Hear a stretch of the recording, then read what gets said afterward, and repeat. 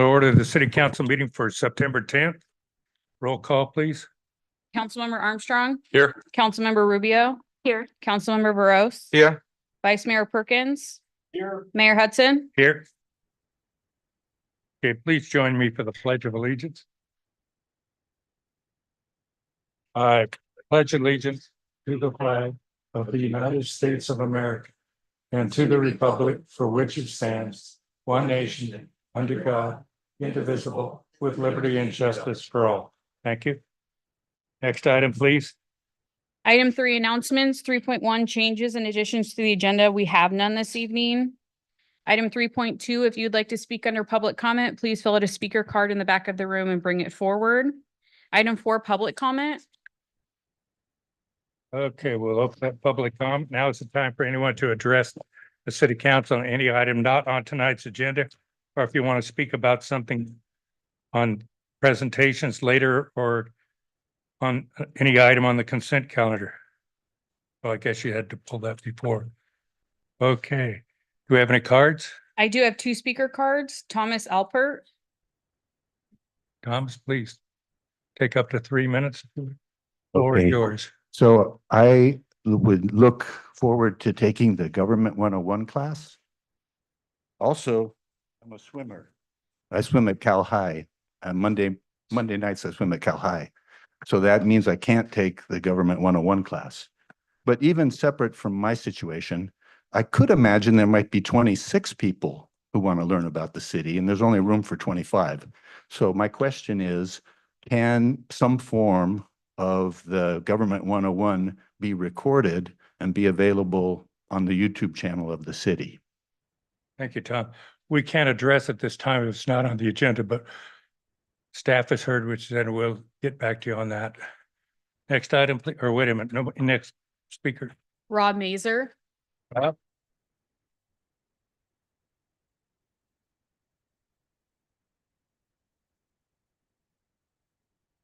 Good evening, Mayor, council members. Nice to see you again this evening.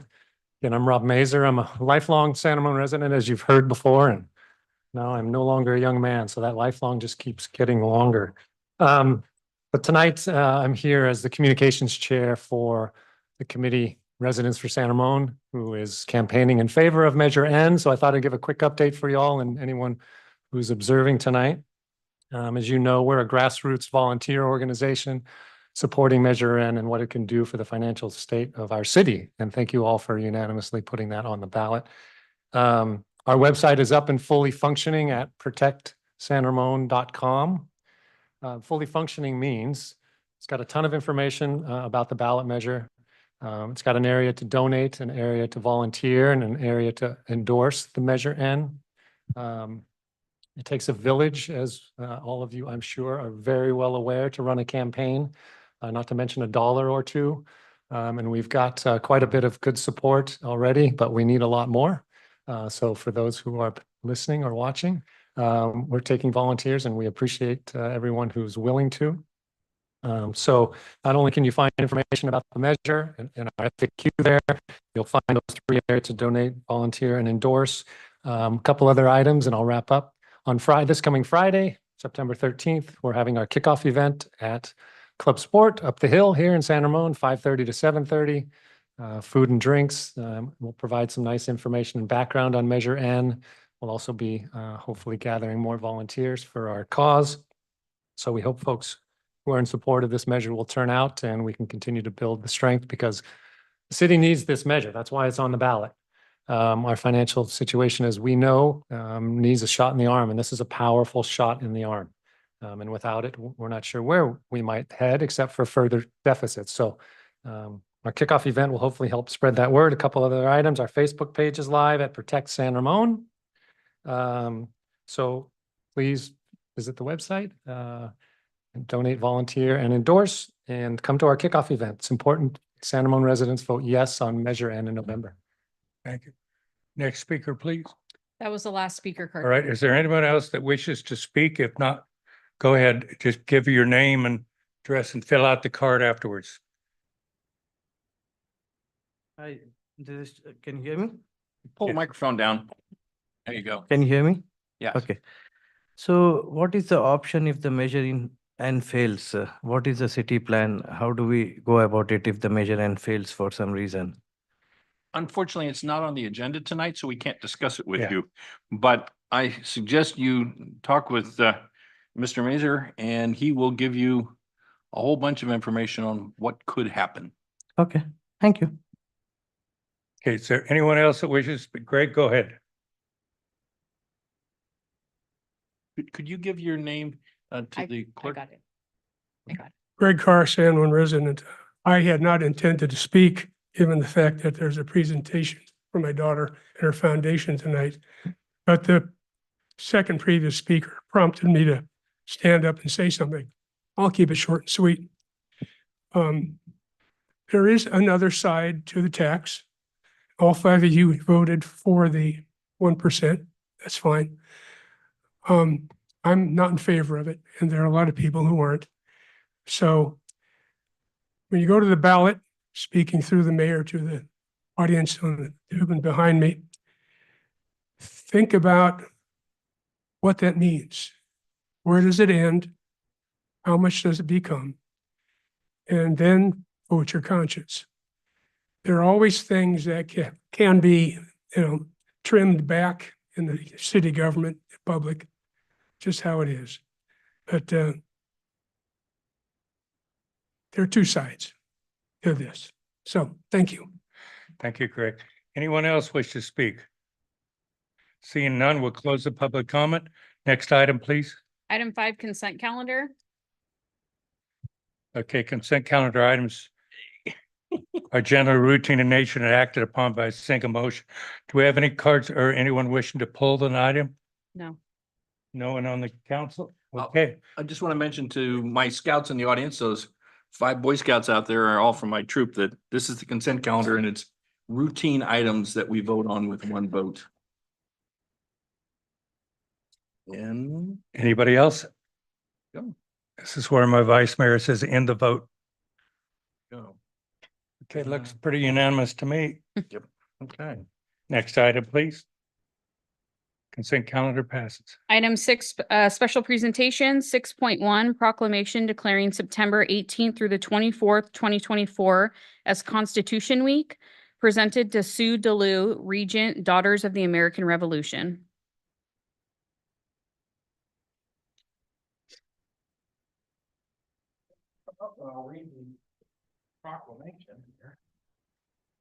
So we have a proclamation from the city council. We were speaking earlier, I just mentioned that my grandmother was a member of the DAR, that my grandfather back in the 1920s went through a very laborious process to trace back a family history to find someone who actually fought in the Revolutionary War. And of course, in 1920, there wasn't much of an internet then.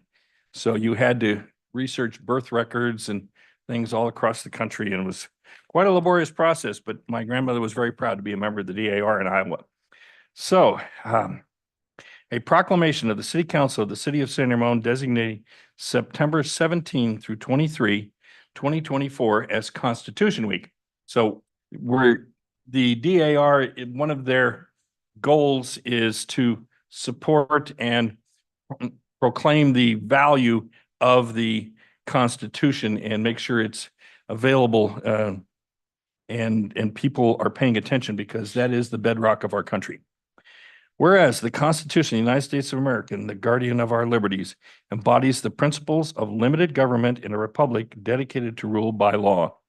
And whereas September 17, 2024 marks the 237th anniversary of the drafting of the Constitution of the United States of America by the Constitutional Convention.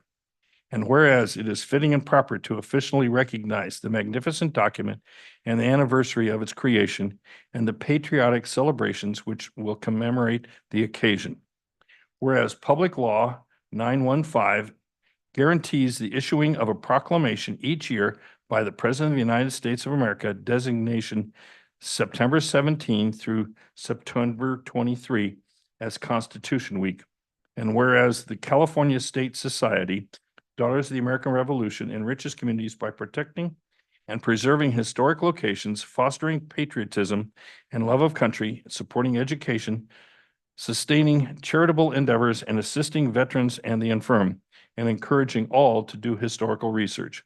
And whereas the National Society of the Daughters of the American Revolution is a non-political organization that supports San Ramon libraries, schools, and civic organizations in teaching all citizens, especially youth and newly naturalized citizens, about our founding documents. The society sets up library displays, provides copy of the Constitution to high school civics classes, and runs an annual Constitution Week poster contest to raise awareness and inspire our citizens. Now therefore be it resolved that the City Council of the City of San Ramon does hereby proclaim the week of September 17th through September 23, 2024 in the City of San Ramon as Constitution Week. We urge all citizens to study the Constitution and reflect on the privilege of being an American with all the rights and responsibilities which that privilege involves. Dated September 10th, 2024, signed David E. Hudson, Mayor. So thank you. You bet. Thank you. We got a camera. Here we go. All right. And would you like to speak for, give us a few remarks? Just for a moment, I want to thank the San Ramon Library. We have our Constitution Week poster contest display set up in the library. And so if you're interested in participating in the poster contest, please stop by and pick up a packet. Christy is holding here. This is the poster that won for the nation last year. And once, if you win at the national level, we print it up and we distribute it and it goes like hotcakes. So we wanted to give this poster to Mayor Hudson so that he would have it for the city of San Ramon. And then also, as he mentioned in the proclamation, we give out Constitution Week poster, Constitution Week books for AP classes for a lot of the schools, just to make sure, again, that we're supporting education and our history and one of the most important documents of the United States. So thank you so much for your support. We really appreciate it. Thank you. This is one of the most fun dinners I get to go to every year. Also, I wanted to ask, I can't remember if you were the one of your members in the chapter. They traced all the way back that one of the signatures on the Declaration of Independence was. No, but I do go back to the Mayflower, which I think is pretty good bragging rights. A nice hotel in DC too. That's right. Well, Yeah, the Constitution Hall in the Washington DC is the largest building ever built and owned entirely by women in the world. And it is a fabulous building that is open to the public with many museum displays. So I encourage you all to visit it when you're in Washington DC. And I'll just add, like Vice Mayor Perkins, I've got family that goes back to the Revolutionary War. Colonel John Armstrong, direct line, fought with George Washington. He crossed the Delaware and got the Order of the Cincinnati. And although yeah, it could be an SAR, Sons of the American Revolution, but not the daughters. But anyway, thanks for all that you do. Thank you. There's a Constitution app that you can download on your, your phone, your tablet, and you can read it. You can read any of the amendments, any of the changes that were done long ago, and it's all about the history of the Constitution. Thank you. Thank you. And as my Boy Scouts know, for me, if they've taken the Citizenship in the Nation Merit Badge, we do a deep dive into particularly the first 3 articles and then the 27 amendments. And they get a real deep dive into that as part of their education in Boy Scouts. So, Madam Clerk, next. Next item, please. Item 6.2, proclamation declaring September 2024 as Pediatric Cancer Awareness Month, presented to Krista Keller, founder and co-director of Enzo and Me Pediatric Cancer Foundation. They're welcome. Everybody's welcome to come on up, and I'll read the proclamation, then you can give statements and okay. So proclamation of the City Council of the City of San Ramon declaring September 2024 as Pediatric Cancer Awareness Month. Whereas childhood cancer is the leading cause of death by disease in children, and 1 in 285 children in the United States will be diagnosed by their 20th birthday. Whereas the average age of diagnosis is 6 years old, and 42 children per day, or 15,000 children per year, are diagnosed with cancer in the U.S. Whereas a large number of childhood cancer patients are diagnosed late and with metastatic disease. And whereas in high-income countries, approximately 80% of children diagnosed with cancer will be cured. In some low and middle-income countries, less than 30% will survive. Whereas 2/3 of childhood cancer patients will have chronic health conditions as a result of their treatment toxicity, with 1/4 being classified as severe to life-threatening. And whereas the National Cancer Institute allocates only 4% of its annual budget to pediatric cancer research, and whereas children who are diagnosed with cancers are also found in adults have a better overall outcomes due to significantly larger research funding and drug development for adult cancers. However, these treatments are not made for children's developing bodies, and whereas in the last 30 years, only 7 new drugs have been approved by the FDA to specifically treat childhood cancer. And whereas many nonprofit organizations at the local and national level, including the Enzo and Me Pediatric Cancer Foundation, are helping children with cancer by providing funding for research to find safer treatments and cures. And whereas researchers and healthcare professionals work diligently dedicating their expertise to treat and care children with cancer, and whereas too many children are affected by this deadly disease and more must be done to raise awareness and find a cure. And whereas despite advances in medicine, some types of pediatric cancers remain incurable. Now therefore be it resolved that the City Council of the City of San Ramon does hereby declare September 2024 as Pediatric Cancer Awareness Month and encourages all community members to pledge to spread the awareness and support this cause that so deeply impacts families in every community across our country and the world. Dated September 10th, 2024, signed David E. Hudson, Mayor. So we've got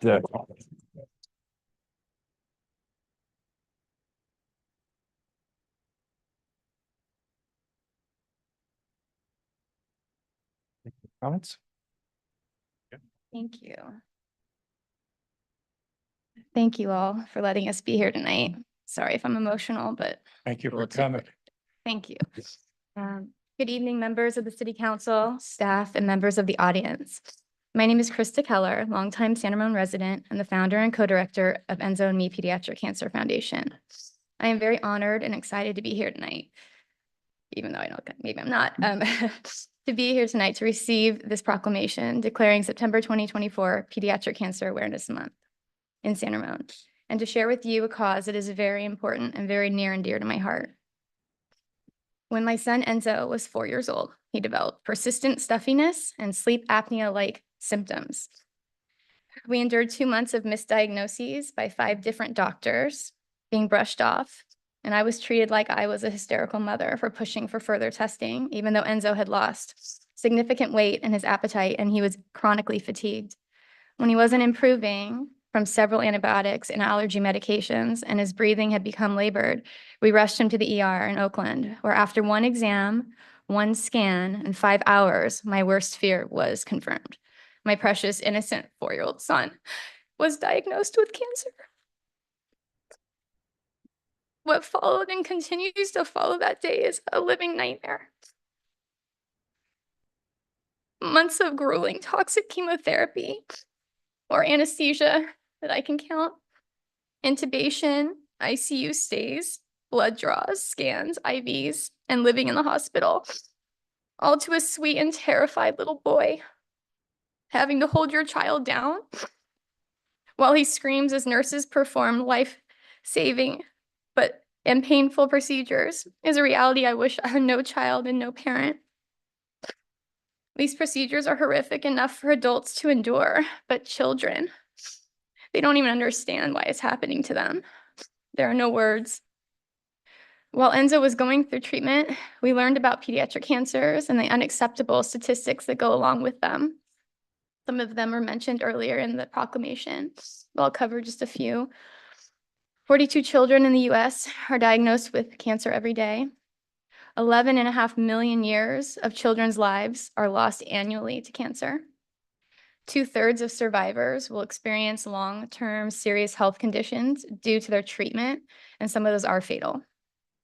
The emotional toll, as you can tell on obviously the parents, is immense, but the children, I think that gets lost.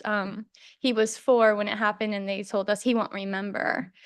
He remembers. That's why he's not here right now, because he's really starting to emotionally deal with it. And he thinks that he got cancer because he was a bad person. So, and then the government only gives 4% of its annual cancer research budget to pediatrics. Why is this especially significant? It's because children who get cancers that are only found in children, as opposed to children that get cancers that are also seen in adults, have much worse prognoses because there's not the funding and the research. Some of these pediatric cancers haven't seen any improvements in outcomes in over 30 years, while other types have a 0% survival rate. 0. There's no hope. Imagine if that was your child. After learning all of these heartbreaking facts, I knew I couldn't walk away. I had to do my part to improve this reality for all kids. So I created Enzo and Me Pediatric Cancer Foundation while sitting at Enzo's bedside in the hospital. I was then and am now determined to help fill the dramatic gap in funding for research. Money that we have raised over the last 5 years has gone to pediatric-specific cancer research at UCSF, Stanford, MD Anderson, the National Cancer Institute, Nationwide Children's Hospital, Hospital for Sick Children, Emory University, and the University of Florida, all focusing on those cancers who have the worst prognoses and inadequate funding.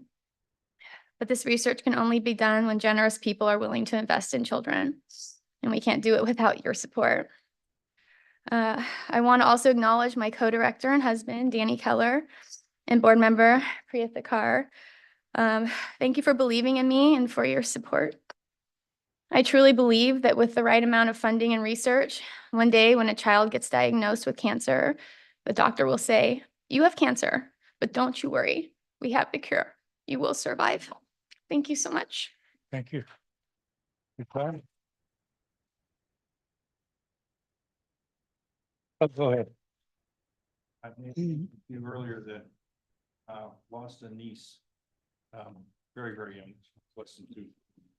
She passed to cancer. And so while it wasn't my daughter, it was my niece. And so it affected me through the family and all. But as you're probably aware, there is some hope on the horizon.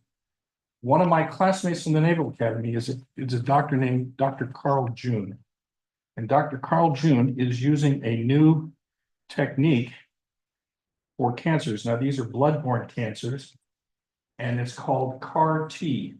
And they take, believe it or not, they take the AIDS virus, they extract the nucleus, they inject a different nucleus and inject it to the patient based upon that patient's DNA and their cancer. And they have had numerous successes over the last 5 years. So this is one of those immunotherapy treatments that is now very expensive and hopefully it will come down in price. But the fact that one of my midshipman friends, when I was a midshipman, is a doctor at University of Pennsylvania, look him up, Dr. Carl June. And there is hope that in the next generation, we will have cures for many, many cancers. I hope that it comes soon enough for people, but we won't. There'll be many people that won't. But thank you very much for what you're doing. Thank you for those comments. And we'll see you in a couple of weeks. Yeah. All right. Marisol, any comments on the? Yeah, thank you. Thank all of us, Krista, thank you so much. And thank you as well for coming here and bringing your beautiful son. As you and I have communicated, and thanks to former council, your father connected us and really brought us together. And this is something that I think we're just compelled to have to do something. I don't think most people really understand, like you, I found out within hours that my daughter had a malignant brain tumor that was the size of a golf ball, and she was only 13 months old. So when I don't think people understand that these experiences are very traumatizing. It's not like something we can turn on and off. And your tears, your feelings are always on the surface. And I feel those with you because I know what that's like. Everything you saw your son have to go through, you can't erase that. There's no magic eraser that'll make it go away. And so as a parent to parents, I want to extend just all my love and support. And anything that I can do to support you in the work you're doing, because this is the very reason I'm really honestly even here, is because I want to help families who are facing similar struggles and provide a little hope in the most dire times, the darkest of times. And so, it takes all of us. It really does, because there's so many levels of this, how to address it. From socioeconomic status, when a family is in the heat of a situation like this, they need a lot of support to be able to make through it. The delays in the proper diagnosis of your son was the same one I went through as well. And I'm sure there's many families, as you know, who've gone through similar stories over and over and over again. And this is something I actually I've done annual lectures on patient-centered care and what that actually looks like. And I don't think, the healthcare system is getting better, but it's got a long way to go. And that same reaction that you received, I was told I was a paranoid first-time mother. So I very much understand that feeling, and you're fighting for your child's life, because if you had not done that, you understood well that he would not be here, but he's here. So I will, I just want to really commend you on the beautiful boy that you have. He's an inspiration to all of us. And thank you for sharing your story with us and doing something, really carrying the lift that you are right now. I appreciate you. Thank you. I'll just echo for Kristen, Danny, thank you for coming. I don't have a personal experience like you or like Councilmember Rubio, but I do appreciate your courage and what you've done and the formation of your organization and doing everything that you can to help meet that huge funding gap that you mentioned for pediatric cancer research. So thank you for that. Thank you to Greg and Joyce for extending your invitation and encouraging us as a council to be able to have you come and tell the story. I think it's important for our community to hear that, and just thank you again for coming, and I'll also see you in a couple of weeks. Okay. And we're going to keep working on it. I just want to say, you just keep being emotional. It's okay. I won't be able to make it through the meeting, but it's okay. Sridhar has Mayor, Sridhar, go ahead. thank you, Krista and Danny, for sharing your story with us. It's recently I attended American Cancer Society event and learned that every 3 members in society have at least one connection who got cancer. It's definitely a number that I never heard of, but then that shows how dangerously it is attacking within the communities and impacting our communities. So thanks for bringing this awareness, and thanks for starting your Enzo and Me. That means a lot. A lot of people go through this pain and all that, but they never step up to do something, right? But then you realized the importance of bringing awareness in the community and started that. That's a great thing. Thanks, appreciate it. And I'll see you on September 21st. Thanks for the invitation. Go ahead, Marisol. See you on that. So Councilmember Rose just said it for me. I wanted to make sure that everybody knew that the gala, the event is happening September 21st in Sunol. For more information, you can go to enzoandme.org. Please check it out. Please come support this very important cause. Thank you. And I want to finish, but then I start getting emotional. The mayors of the Tri-Valley came together in great support of a trauma center because we needed it so much in the valley. I would trade all the time I've had on the city council just to get a St. Jude's of San Ramon here. The need is so great. Maybe that needs to be the next project. You never know till you start watching. I was stuck in a bed for, I don't know, months it seemed like. And every morning I woke up to St. Jude's, and you start learning the names of these kids, and you just don't realize that they're stuck in this hospital And they have brothers and sisters and pets and stuff, and they don't get to see them. I mean, fortunately, they get to see the parents, but there needs to be a way that these kids can go home. I mean, at Christmas time, see a tree, see the lights, see the presents, see the brothers, sister, friends. And I just hope that we can stay with this, and this is the start of something much bigger. But we'll see you at the gala. Anyone else? Madam Clerk? Item 6.3, proclamation declaring September 2024 as National Senior Center Month. Introduction by Steve Cox, Recreation Supervisor, and presentation to Colette Clark, Senior Advisory Committee Chairperson. Go ahead. Good evening, Mayor Hudson, council members, and members of the public. Thank you for the opportunity to be here tonight to declare September National Senior Center Month. Since its dedication, April 11th, 1992, the Alcasta Senior and Community Center has served as a central hub for the San Ramon senior community, offering programs and services that promote health and wellness, social engagement, nutritious meals, and the overall well-being of individuals aged 55 and older. The 15,000 square foot facility features dedicated activity rooms, a technology center, a library, a billiards room, several multi-use rooms, and outdoor amenities such as bocce courts and a gazebo. For many San Ramon seniors, the Alcasta Senior and Community Center feels like a second home.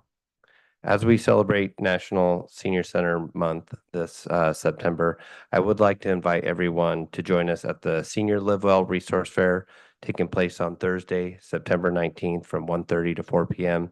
This event will showcase local and regional aging service providers and show how the Alcasta Senior and Community Center plays a vital role in supporting San Ramon's aging population.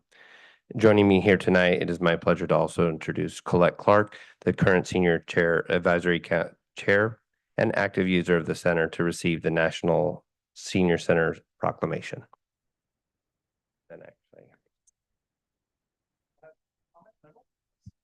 Great. All right, so this is a proclamation of the City Council of the City of San Ramon proclaiming September 2024 as National Senior Center Month. National Senior Center Month is about recognizing that older Americans are significant members of our society, investing their wisdom and experience to help enrich and strengthen the San Ramon community.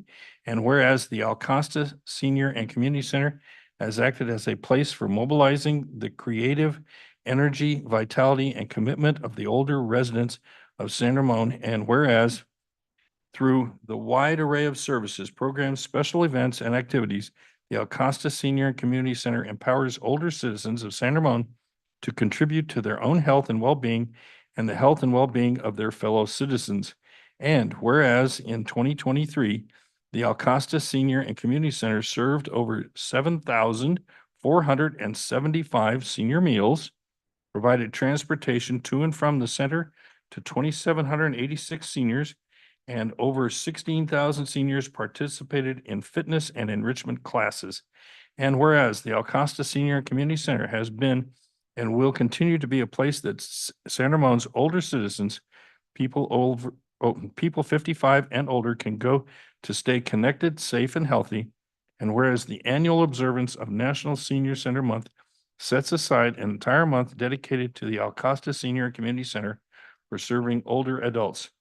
Now, therefore, be it resolved that the City Council of the City of San Ramon does hereby proclaim September 2024 as the National Senior Center Month and urges all citizens to celebrate the wide array of services, programs, and special events and activities the Alcasta Senior Community Center provides for older citizens of San Ramon. Dated September 10th, 2024, signed David E. Hudson, Mayor. So, and we'll get a picture here from our. While you're getting a picture, I'm going to look for a nod, but my memory might be fading, but I believe the mayor, when we dedicated that, was Greg Carr. Okay. Have a few comments for us? Yes.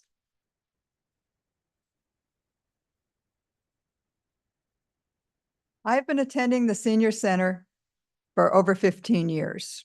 When I started, I did the exercise classes and they were 50 cents. I now attend and it's $5. So it's changed in 15 years.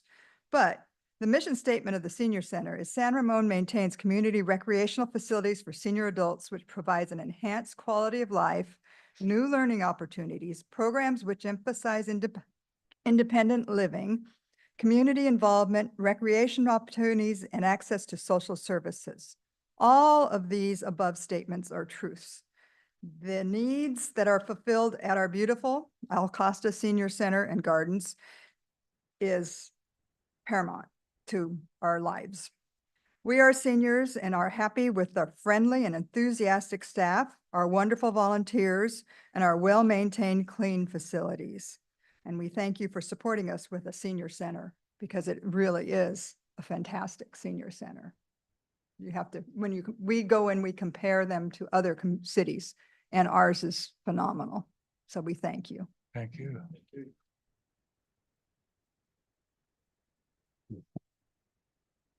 Go ahead. Yeah, if I could just say, thank you, Steve, for your staff oversight there at the Senior Center, and Colette, good to see you again. As many of you know, I'm the liaison to the Senior Advisory Committee, and we just had a meeting yesterday. So Steve covered some of the highlights of some of the programs and services that are provided there at the Senior Center. But I just want to say thank you for all that you do, Colette, and the whole Senior Advisory Committee, our Senior Foundation, the staff over at the Senior Center, just everyone who comes together to make that such a great facility. It's so important that our seniors can have a place to gather, do all those things. You know, yesterday I've seen them, they're playing cards in there, they're reading books in the library, they're moving over to the lunchroom for lunch. Just every day there's something going on there, and it provides a great service for so many people, and it gets them out to communicate with others. And so it keeps them active, keeps them from kind of getting withdrawn and things like that. So it's a great service. And again, just thanks for all that you do, and with a great senior center here in San Ramon. So thank you. Thank you, Marisol. Thank you as well for the work that you do. I think oftentimes, you know, it's important, a reflection of our really of us, how well, you know, we treat our seniors. It's important that they age with dignity and respect, and that those last few years are truly really difficult. I think a lot of people may not realize how lonely it can get in that the social circles. Like for us, as we get older, it gets very small. And what you're creating there is really a sense of community for them that is so important for their ability to stay mentally and physically healthy, and to really enjoy their last few, you know, your golden years, you know, in a way that's positive and not a lonely, isolated experience. So thank you for, you know, really being the humanity in our city, to make sure that our seniors are taken care of. I appreciate you very much. Thank you. Anyone else, Sridhar? Thanks. You know, one of the San Ramon, especially in the Doherty Valley, I see that we have highest multi-generation families living, and majority of them are from senior community. They use our parks and community services, and always get the best feedback that all the services that you're doing for them is phenomenal. Thank you. And we'll continue to do this work. Every Wednesday, they meet in the park, and it is always great to get their feedback. And also I'm continuously trying to work with, continuously working with our city parks and community services also. Thanks to Parks and Community Services Department for making sure that they are taken care, especially their shade as well as the benches, all those requests. We appreciate all the good work that you do for our seniors. Thank you. Thank you. Anyone else? Okay, thank you, Steve. Colette, next item, please. Item 7, deferred consent, we have none. Item 8, unfinished business, we also have none. Item 9, new business, there is none. Item 10, city manager and city council members' comments and matters initiated. City manager. Sure. Thank you. This evening, I do have 2 updates about projects that are going on around town. The first project that I'd like to highlight is from September 20th to September 23rd. I-680 will be completely shut down from Al Costa Boulevard in San Ramon to the I-580, I-680 connector in Pleasanton. That's part of their road work that's going on the freeway. So 9 p.m. Friday, September 20th through 4 a.m. Monday morning, September 23rd. So be aware of that shutdown. Yes. There is one exception. If you stay to the far right, you can take the flyover onto eastbound 580. Yes. But you can't continue further south. You I- have to go. You can expect that far right lane will be very, very packed. Yes. And Everybody At that's 2 in the morning. Speaking of very packed roadways, as some of you may be aware, and some of the community may be aware, that Bollinger Canyon Road is currently completely shut down right outside City Hall. We really appreciate the residents' patience. Monday morning was a little hectic. It seems to have become a little bit better. I have checked with both our Public Works and our PD staff.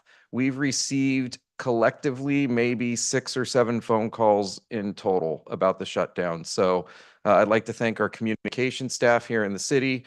We blasted it everywhere, every social channel. Our marquee in front of City Hall for the last week has been nothing but notifications of the closure.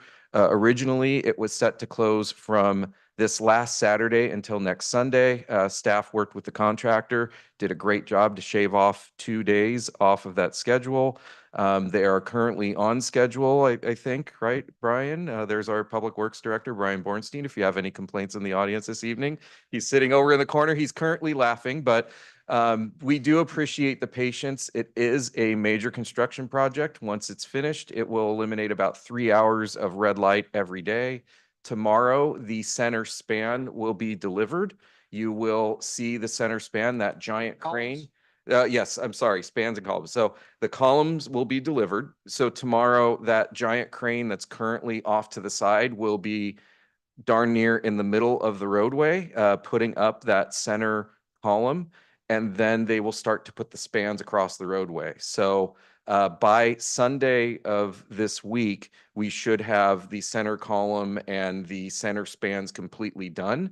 Then you will see the cabling go up and begin to be tensioned over the few weeks. That will not cause any full closures, but there'll be lane closures. And then early October, there will be another 4 or 5 day complete closure to put the decks on the bridge. But after this current closure, it will look like an honest to goodness bridge, and everybody will now see what that rendering looks like in real life. We will have a bridge going over Bollinger Canyon Road. So again, we appreciate everyone's patience. I know traffic is being routed everywhere, but things seem to be, I wouldn't say flowing smoothly, but people are now understanding how to get through that shutdown. So kudos to staff for working so hard to make it about as easy as possible. It was interesting on Monday to watch people going straight and then realizing, yes, the road is closed, and then they have to make a U-turn to get around. We've been very aware of calling it a full closure, because most people, when you say Bollinger will be closed, they think it's a lane closure or a small diversion, but no, this is a full closure. So tomorrow will be a very interesting day when the center column goes up. And again, any complaints or comments, Brian Bornstein sitting over there in the corner. And is it okay if people want to watch, they can come over to the City Hall parking lot? The City Hall parking lot is open. There's space on the temporary Iron Horse Trail.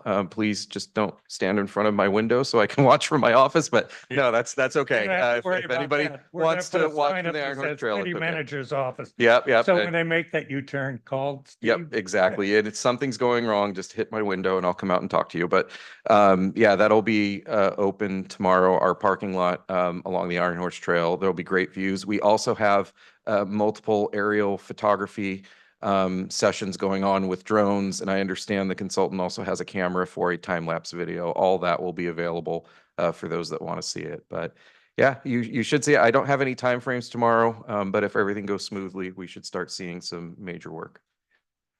Thank you. And I'm That's going it. to sneak in and go next. My wife and I went to a birthday party at Watermark. I think it's appropriate that we had the senior center month. Rose Diaz turned 104 years old. So for all of you next year that are here, just remember 105 is coming up. 104 years old. And that was the highlight enough. Anyone else? Yes, I can Right. go ahead and give my report. So I attended the San Ramon Arts Foundation meeting on Monday, August 19th.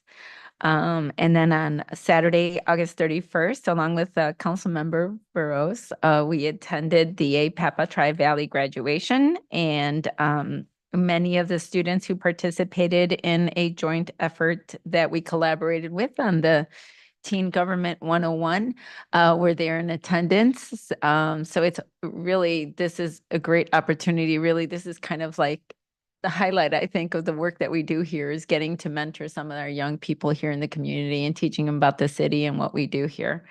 And then on Sunday, September 8th, I attended the Narika Gala, which was held, even though many of the board members are here in San Ramon, it was held in Livermore at the Venta Vineyards. They're a very important group that provides resources for survivors of domestic violence, especially in a very culturally sensitive way for the South Asian community.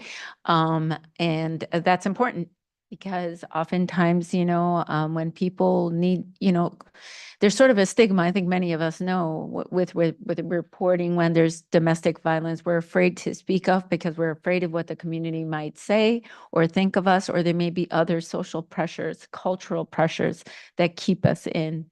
And so we're just very grateful to Narika and all the other organizations that are working together to really address this issue that happens oftentimes behind closed doors. So that's it. Thank you. Mark or Sridhar? Go ahead. Yeah, Mark. I'll just say hats off, if you could get the word back to HR. I went over to the wellness fair over at the community center in the fountain room, and great turnout, great, health related information being provided. You can get your bone density checked, get cholesterol screening and blood pressure, and they were even giving some massages over there. But it was a nice event. So please pass on good job to our HR team or whoever coordinated that. Then on September 5th, I also went to the Leadership San Ramon Valley. They have a new class that has started up. We have a couple of our city employees in there. I thought I saw both of them here tonight, but they both left. At least Scott is one of them. Wasn't Becky Adams the other one? Yes, Scott's preparing for closed session. Okay, So, yeah. all right. And so is HR, so they're probably listening right now, but.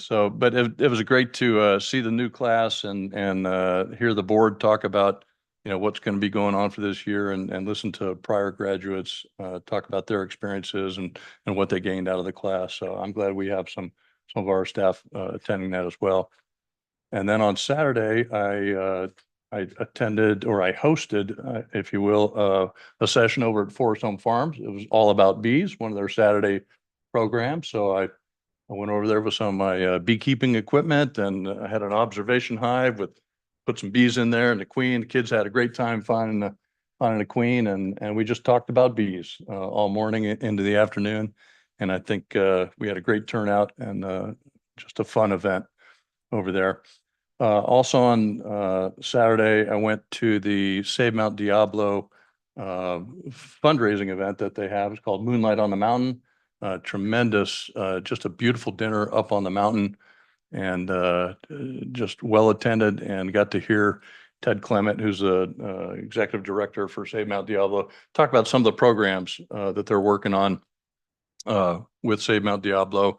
And it's not just about Mount Diablo, but it's about really now they've expanded their mission to extend to look at ways to gain additional lands all the way through the entire almost 200 miles of the Diablo Range and connect trails, do conservatorship, and do all sorts of good things to help preserve a lot of that open space in that area. And as I mentioned on yesterday, I was at the Senior Advisory Committee. They initially had a workshop to work over their goals for next year. And then they followed by a special meeting where they talked about several different things. And Colette, I don't know if can we announce who the selectee was for the? Yeah, I think we can. One of the things they did was they selected the volunteer. They 3 times a year they select a kind of a volunteer of the quarter, if you will. And it is for this next time frame, it'll be Angela Cotton. She's the current president of the Senior Foundation. They also gave a report, got a report on the quarterly participation for the months of April through June for the 4th quarter, talking about the different lunch bunch trips, their drop-in classes and ice cream social, the summer barbecue, other things like that. And then each of the committee members provided a report. They've been out visiting some of the other senior living facilities in San Ramon, Valley Vista, Brookdale, Ivy Park, Deer Creek, Watermark. Soon we'll be getting reports on Aspen Woods, which has been open for a couple of months now over on Al Costa. And then into the future, they'll provide a visit and a report out on Belmont Village being constructed right across the street. So, but it was a good, lively meeting. And that's it on as far as the meetings. I do want to mention that we've talked about some proclamations tonight, but September is also National Preparedness Month. And there's a lot of things that residents can do. One of the best things you can do, go check out on ready.gov. A lot of things. They'll talk to you about how to be informed, how to make a plan, how to build a kit, how to get involved in different things. And if I could kind of emphasize one thing for now, aside from, coming up with a plan and building a kit, but that would be to, in terms of the be informed part, sign up for Nixle. If you haven't done this, you can text your zip code to 888-777, and then you'll get reports, emergency reports from either the fire district or the police department when there's something happening that you need to know about. The other place you can sign up is the Contra Costa Community Warning System.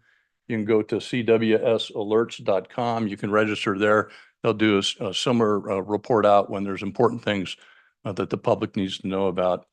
Other than that, we have our own here in San Ramon. We have our own 1610 AM that you should know about to be able to tune in if we have some kind of a disaster and emergency going on, or you can hear it through, different radio stations, KCBS on 740 AM or KGO on 810 AM radio, or all of our local TV stations. So again, National Preparedness Month, come up with a kit, make a plan, stay informed, be informed, and get involved. Join, do the CERT training, or get some Red Cross training, join the Red Cross, be a volunteer. There's a lot of things you can do to get involved in the community. And that's my report. Okay, Scott or Sridhar. Okay, thanks, Mayor Hudson. Okay, August 14th, I attended ribbon cutting of Pacific Service Credit Union Bank, thanks to our CEO of San Ramon Chamber of Commerce, Heidi, for inviting and making sure we get more business in our city. Thanks for doing that. We definitely want to see more of that, more and more ribbon cuttings. And then next one is August 21. I attended kickoff of our fall community academy class by San Ramon PD. It's nice to see that our community is attending these classes, and that was one of the key things that we didn't want to cut out of our budget, because we definitely want to make sure that our community residents able to attend those sessions and learn how our PD works and how they can help our city with PD engagement. So thanks, San Ramon Police Department, for doing that. August 22nd, I attended Tri-Valley Mayor Summit. It is very, it makes me feel like how we all 3 cities are within the, or 3 or 4 cities within the Tri-Valley, how we all encounter the same issues and same challenges.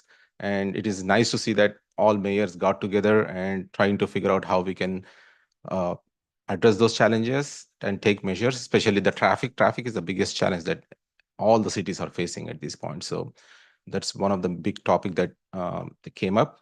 And also definitely about revenue measures and how they can make sure the city services are within the Tri-Valley or continued with the quality. So those are some of the highlights. And then August 31st, as Councilmember Rubio mentioned, we did attended a PAPA internship appreciation program. Councilmember Rubio and myself, we through our office, we do have a program, Teen Government 101 program. This year we did for 8 students of our San Ramon Valley High School. We go through all our city process, the budgets, financial procedures and process, and also about land use policies, about our parks and community service programs. We walk through all those important aspects of local governance with our high school kids. It's great to see that they graduated, attended all the sessions, and then they graduated from the program. And then on September 3rd, attended Contra Costa County Mayors Conference. One of the important highlight, I want to make sure you get this info that our Senator Glazer, through his office, they got an ADU accelerator program approved for grants. If you get a chance, go to Google. If you're interested in getting an ADU and any grants for that, go to Google and search ADU accelerator program, Senate District 7. So there are grants that are available if you're planning to have ADU at your place. And that's my report. Thank you. And if I can, just before you do that, Scott, piggyback on Senator Glazer's, for once, instead of just penalizing cities for not doing what the state senate or the assembly has passed a measure without thinking of what it means to the cities that have to implement this stuff, Steve Glazer actually used an incentive program. So they're paying for some of the stuff they're mandating that we do, which is different from most of the stuff we've been getting. I'm sorry, go ahead, Scott.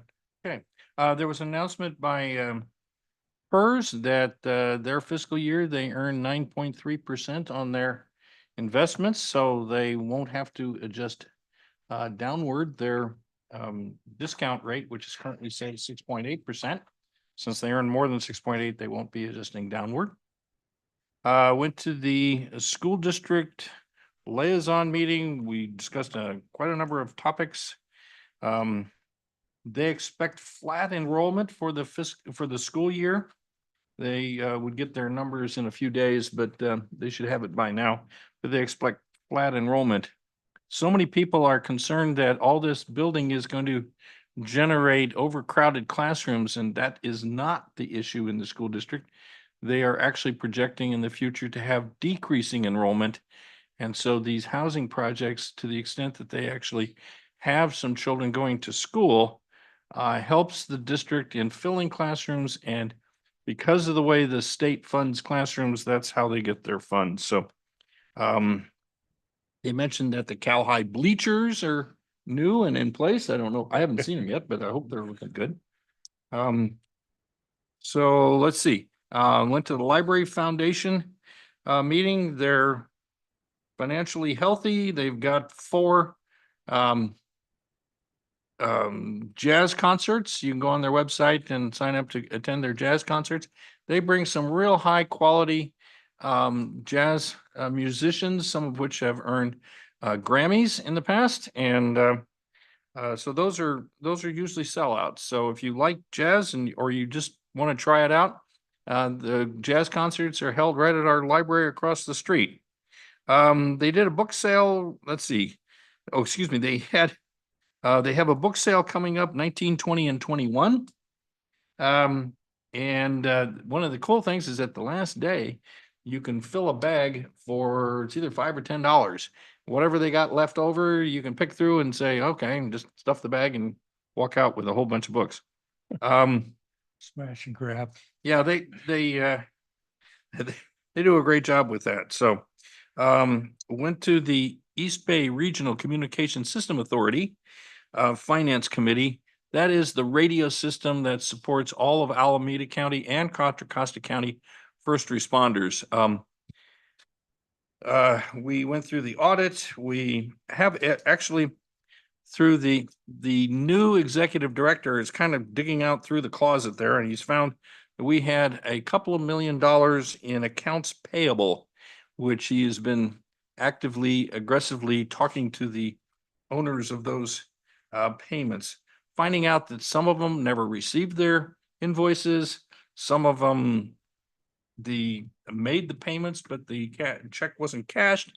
Some of them, there's all kinds of stories behind them, but he's getting it down. It's now down less than 600,000. So it's working up. We are going to have a policy that if you're more than 6 months late, your account will go to collections. And we're still working on a project called Walton Lane up in Antioch. The problem is there's a place in Antioch, kind of on their south side, that has a great big hole in the radio system. And it affects the Contra Costa Fire, it affects the Antioch Police, it affects the ambulance companies, it affects East Bay Parks up there by Black Mountain, Black Diamond Mine and their Contra Loma Park. And so we're working on getting that fixed. Also went to the Contra Costa or the mayor's conference, and the Contra Costa Community College District made a presentation very, very similar to the one we got, in July, I guess it was, June or July. And went to a LAFCO. I'm on the Local Agency Formation Commission. We had a workshop. CCTA Planning Committee, we got the planning committee approved for the full board, which will be held next week, $80,000 for the traffics, which is the school bus program here. And then also recommended full funding for the van pool program that we maintain here for the county. San Ramon actually, one of our employees runs the van pool program for the entire county. And so we get funding for that. So that's my report. If I may, I forgot to report.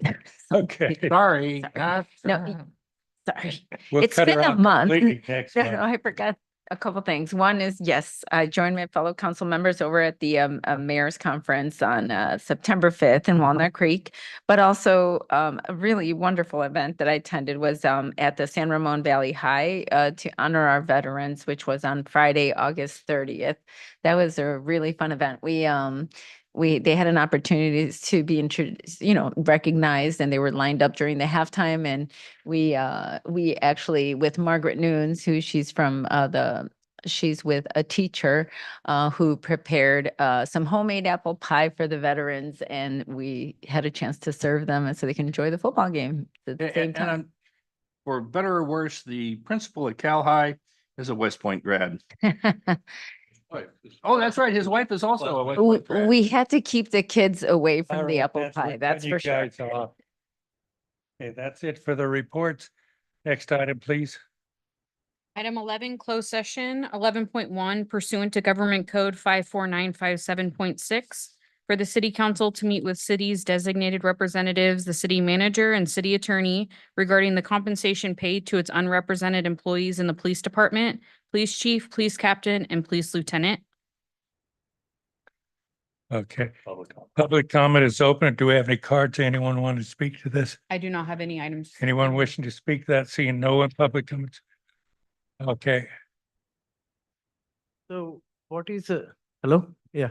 So in this particular agenda, what is the changes in the salary that has happened? Because it's in the closed door. I don't know where to get this info. Well, it's close because it's part of negotiation, but we will report out what the decision was made. Oh, okay. I thought Tonight. Okay, tonight it will be reported. Yes. All right. Okay. Anyone else? We'll close public comment. We'll be back as soon as we can, hopefully with intent. And thank you again, Krista, Danny, for coming.